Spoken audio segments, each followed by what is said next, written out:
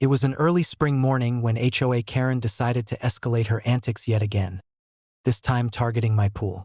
She claimed that it was somehow her right and attempted to assert authority over it, demanding that I relinquish control immediately.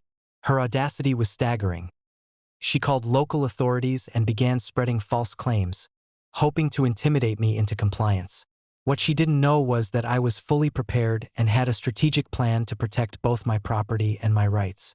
I had anticipated Karen's overreach and made sure all my documentation was in order. The pool was part of my property deed, and the surrounding land was fully legally registered under my ownership. I also had photos, videos, and witness statements to confirm that no HOA regulations applied to my property. When Karen arrived in person, waving papers and shouting about rules and violations, I calmly approached her, presenting the documents that proved her claims were entirely baseless. Despite the overwhelming evidence, Karen refused to acknowledge reality. She attempted to involve the local authorities, insisting that they enforce her demands. I remained composed, providing law enforcement with clear documentation and proof of ownership. The officers reviewed the paperwork and immediately recognized that Karen had no legal standing. Her claims were entirely without merit, and any attempt to seize the pool would constitute trespassing and harassment. Karen's frustration was palpable.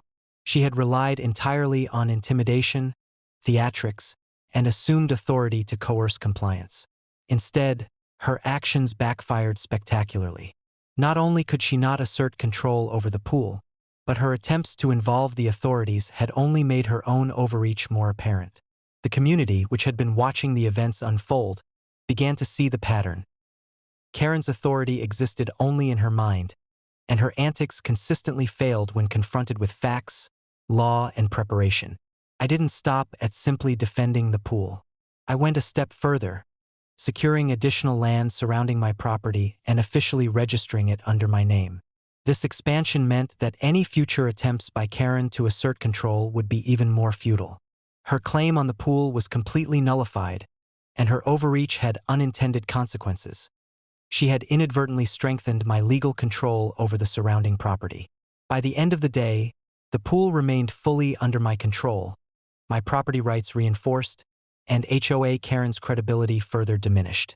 The incident became another clear demonstration of the power of preparation, legal knowledge, and calm authority against arrogance and overreach. Reflecting on the confrontation, it was clear that Karen had fundamentally misjudged both the law and the resolve of property owners who knew their rights. She had relied on intimidation and false authority, neither of which could withstand evidence, documentation, and calm, assertive action. What she intended as a show of dominance became yet another public demonstration of her recklessness. By evening, the pool sparkled under the sun, fully secure and legally protected. HOA Karen, meanwhile, had learned another lesson. Her attempts at intimidation and control were powerless when confronted with preparation, authority, and strategy.